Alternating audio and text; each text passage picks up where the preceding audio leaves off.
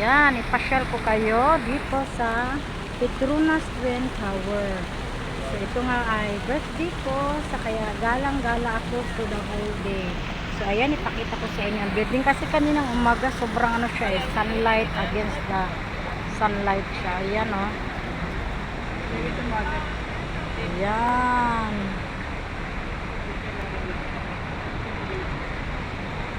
Yan ang Twin Tower ng Petronas.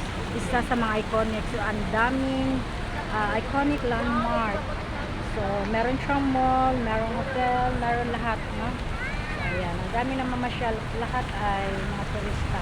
So, ang dami mga turista dito. So, ayan. Ini-enjoy natin dahil maganda ang weather. Hello! Ay, napakaganda. Tignan nyo naman ang building na yan, oh. Oh.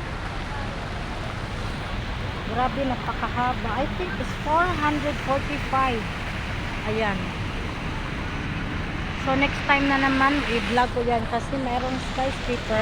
Ang entrance papunta dyan para makita mo buong city is 98 ringgit to 100 ringgit, diba? So, later na kasi wala na akong time. So, galak ako sa ibang lugar.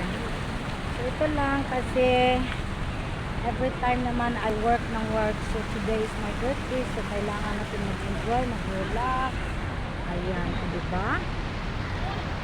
So, yung mga friends ko na hindi naka-ano siya, naka-day off, ala, na-miss yung birthday ko. So, never mind. Meron pa namang Christmas or New Year. Diba? Ayan. Ayan, ipakita ko lang sa inyo ang napakaganda na Petronas Twin Tower. Diba? Diba happy ang birthday ko? Kahit ako lang isa, oh. O, rampa-rampa lang yan. Diba, ang ganda. Ayan. So, sana hindi uulan. Ang ganda naman ang panahon, no? So, I hope hindi maulan.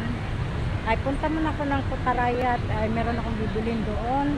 Kung ano-ano ang bibilhin. Diba? Ganda. Ang dami pa nilang fountain. Ang ganda ng fountain nila. Napakaganda. Ayan. Daming turista dyan. Ayan. Tignan nyo naman na metallic na building. Saan pa kayo nakakita dyan? Kita nyo naman. See? Very beautiful.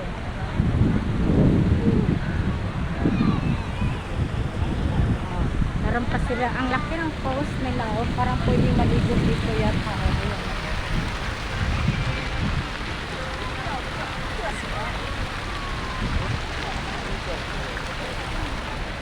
Daming tao.